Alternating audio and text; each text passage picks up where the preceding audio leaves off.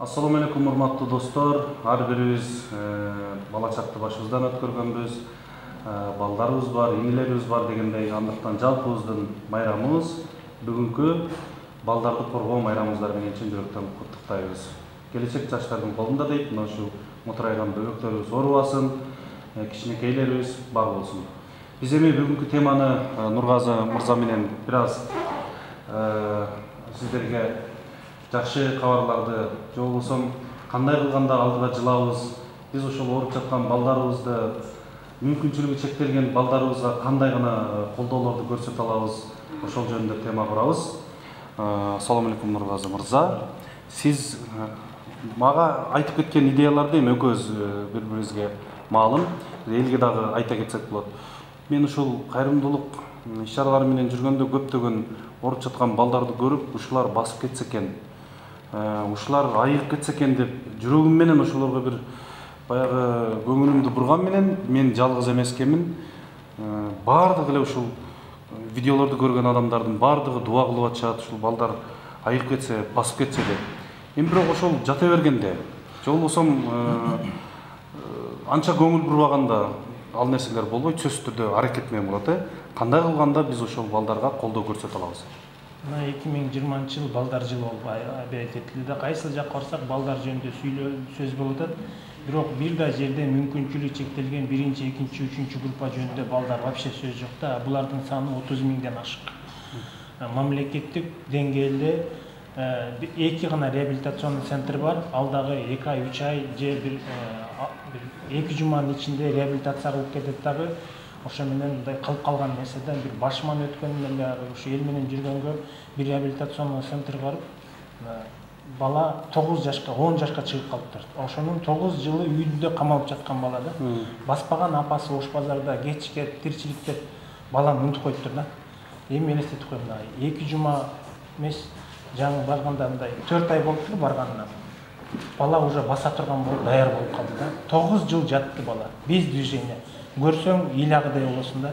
Эми ошол жактан мындай мамлекеттик деңгээлде реабилитационный центр курсак, 1-чи группада бала отуруп басып калса, уже кийинки 2-чи группа, 1-чи группада уже түшүрүп, акча, пенсиясы дагы, жөлөк пулу дагы мамлекетке жеңил болот эле. Бул боюнча именно ушул балдарды бастыруу, жардам массаж кылуу деген жактан эч ким жок да. Биз азыр Бишкекте эле чуркап айланып атабыз, а Бишкектен сырткары Жалал Абад, Ош, Ысык көл, кээ бир ата-энелер балдарынан уялганданбы же түшүнүк болбогондонбу ушунчалык бекитип даже билбейт экен. Үйүндө ушу мүмкүнчүлүк чектелген ДЦП бала бар деп эч ким билбейт. Ошолор менен отуруп сүйлөшсөм, бекиткендер бар дейт арабызда. Булар өздөрүнчө уюм болуп WhatsApp'тарда отурат да. Эми буну токтотуп, элге чыгып, мындай бизди кара деген үмүт менен чыгыш керек да. Себеп дегенде, эми бизден жардам берип бүтө албайсың. Качан гана бир ошогон бастыра турган реабилитационный центрда ачылганда мамлекеттик деңгээлде же бир частный ачып алганда 20 миңден ачып атат. Байкуш энелер ошол 20 миңден берип алып эми ыйлап карап отурат да. Себеп дегенде баягы жатып калган балдар отуруп кетсе, сүйүнөт кезинде отурган балдар басып кетип атат. Бул деген ошол тренажерный зал, мындай кандай десем, мындай кечке физзарядка кылат, массаж кылат, 6 айдын ичинде аябай чоң эффект берип салып атат да. Анан биз каяка сүйрөп атабыз бүгүн ошол ДЦП балдарды эптеп чыгып, бир жылдызды таап, ырчыны таап, Өзбекстанга сүйрөп барып атабыз, Казакстанга сүйрөп барып атабыз. Эми биз өзүбүздө кылына турган бүт эмелер бар да, шарттар. Болгону ушу уюштуруу иштери, ана мамлекеттин кичине мындай чабаал алып барган саясаты болуп атат. Ушул жагын именно 40 миң деген киши, бул 40 миң бала бүгүн ДЦП мындай 1-чи, 2-чи күн ичинде аутизм, ДЦП ушуга окшогондор калып кетти да. Аутист балдардын биздин арабызда жүрө берет, биз эч кандай билбейбиз да алар аутист экенин. Алар сүйлөбөйт, гиперактивный, эч кандай бир симптомдору жок да кандай болгончу. ДЦПны көрөбүз, үйүндө жатат. Кандай болгон күндө дагы бала деген биздин келечек. Эртең 18ден кийин аларды мамлекет, бүгүнкү мамлекеттин саясаты 18ге чыккандан кийин ДЦП баланын ассистент акчасы төлөнбөй калат экен. Ошондо бала басып кеттиби же өлдүбү. Экотең болгон жок да. Бала бүгүнкү күндө 5 жаштагы бала 10 килограмм болсо, 18 жаштагы бала минимум 50 килограммда. Байкуш энелер канча деген грыжалары турат, кандай гана кыйналып атат. Энеден башка бул ДЦП балдарга эч ким чыда албайбыз. Сен экөөбүз да отура албайбыз. Экөөбүз 1 саат, 2 саат отурабыз, кетип калабыз. Ал энелер ушул баласы менен чабыш мага канча деген WhatsApp'тардан суроолор келет, жардам сурап келет. Бир акыбалы аябай оор күндө ушул жактан баягы балдар күнүндө деле паркка барып эле балыбызга бир шарик алып берип коюп, бияктан эмне болуп атат деген токтотуп, ошо балдар жакты карашыбыз керек да. Себеп дегенде бул мүмкүнчүлүгү чектелген балдар көчөгө чыга албайт. Ким жетелейт буларды? Акшап азыр мындан башка дагы бир 5 баласы бар же 4 баласы бар. Мисалы азыр сиз айтып аткан долбоор ишке аша турган болсо, мамлекетке дагы пайда жактары бар да туурабы? Мен түшүнүгүм боюнча. Мамлекетке биринчи группадагы балдарды экинчи группага, экинчи группада үчүнчү группа. Мамлекеттен болгон төлөм дагы азаят. Төлөм да азаят. Ошол мамлекеттен болгон төлөм азайгандан буларга жумуш берип, уже хотя бы колдору кыймылдап, өздөрүн тигүү же саат оңдоо, бул уже бир акча алып келе турган бала болуп калды да. Бул Минсосту дагы ушул жагын кара деп суроо коюлган талаптар. Бул боюнча да иш алып барылып атат. Ушул жагын карап коюш керек. Биз обязательно эмне себептен булар эртең чоңойот. Биз элге аралашып кетип, өзүбүздүн оокатыбыз кылып кеттик. Булардын оокаты ким? Апасы өлүп калса каяка барат булар? Просто ошол жакты именно көбүрөөк көңүл болуп, биз өзүбүзчө мындай топтолуп реабилитационный центр ачсак, ошонун ичине бүт жабдыктарды киргизсек, канча деген энени соолуна калабыз. Бирден баарына жеткизе албайбыз. Ошол эле турган Аксудан келет, ошол эле турган Баткенден алып келип, 3 ай жүрүп кетсе, тамак ашын ушул жердеги кыргыз деген аябай бир тууган мындай боорукер болот. Тамак ашын өзүнүн туугандары, айылдаштары көтөрүп берет да, чын-чынына келгенде. А биз бастырып ошону мындай колуна салып берсек, кандай бир чоң жетишкендик болот. 20 миң эмес, ошо биз өзүбүздүн мындай баардыгыбыз топтолуп, бул боюнча Кыргызстан боюнча Россиядагылар акча келет, если фонд ачылып, ошол реабилитационный центр жагын баштайлы десе, Германия жардам берет, бүгүн Италия жардам берет, Япония жардам берет ушул фондторго. Балдарды бастырабыз десе, проект кылып эле, анын үчүн бизге мындай бир команда керек, именно ошол ДЦП балдарды биринчи реабилитационный центр элге аралаштырып кайра кошуу. Ошол эле уюмдар бизге жабдыктарды алып бергенге болгону бир сурануч, шаардын чекесиненби, ишин ичиненби бир жер берсе, кыргыз өзү эле ашар кылып эле ошол ооруп аткан балдардын жакындары келип кура калганга кармашканга бир чоң жардам болот. Кайрымдуулук фонддор деле жардам берет. Мисалы, кайрымдуулук фонддор ошол бул боюнча иш алып барылып атат, бирок мындай ачык эч ким алып чыкпай атат да. Бирден алып чыгып атабыз, а биздин максат эмес.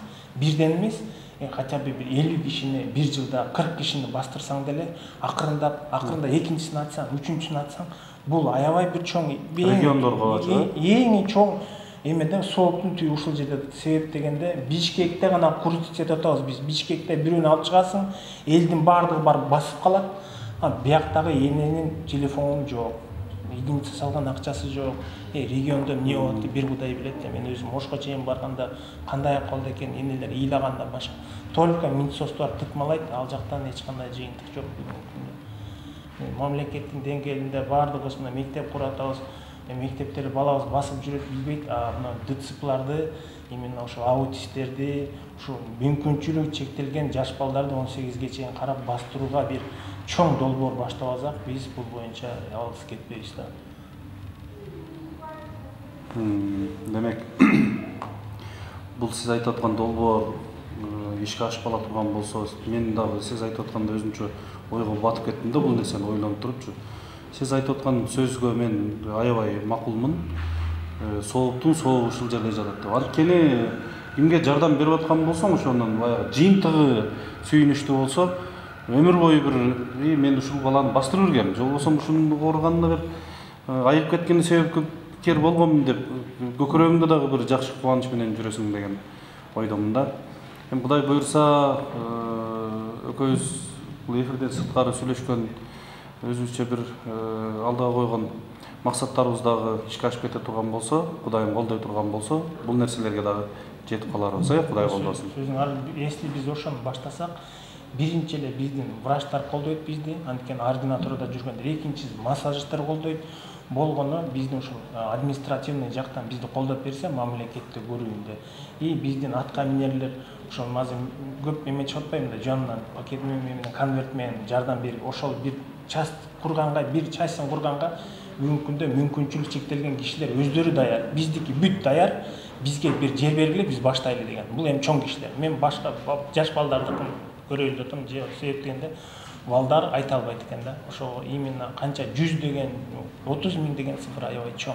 1-2 реабилитационный центр бул жок деген сөз да. Кыргызстанга эки реабилитационный 500ден 1000 киши алып келе турган болсо, 1000 киши, анаракта 29.000 киши карап калат атпайбы? Ошолор качан аларды 5 жылда же 1 жылда бир жолу 2 жума алып келет экен, грасипат этип, 1-2 процедура кылат экен, эми басайын деп калганда кайра кетип калат экен. Биз ошолорду бастырганга бир чоң бир кандай кубаныч. Өзүңүн балаңды бастырып алып жетелеп жүрсөң кубаныч го. А бир ошол именно мүмкүнчүлүгү чектелген баланын колунан жетелеп апасына тапшырып атканың бул деген асманга учуп кеткениң да. Бул дүйнө убактылуу экен. Ошондуктан баардыгыбыз айткандай колго алышкыл жардам берсек, бул бир чоң долбоорго ашат го дейм. Биз бул видео кайрылуубузду дагы аткаминерлерге, болбосо ошол колунда бар бизнесмендерге дагы кайрыла кетебиз.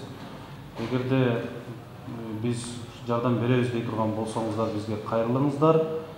Мүмкүн болушунча мамлекет тарабынан колдоо болуп бизге ошол жер бөлдүрүп алган болсок, аны сөзсүз түрдө аткаминерлер болсо, же болбосо бизнесмендер болсо жардам берет деген ойдобуз. Кудай колдосун, эми ишке ашып кетсе абдан кубанычтуу болобуз.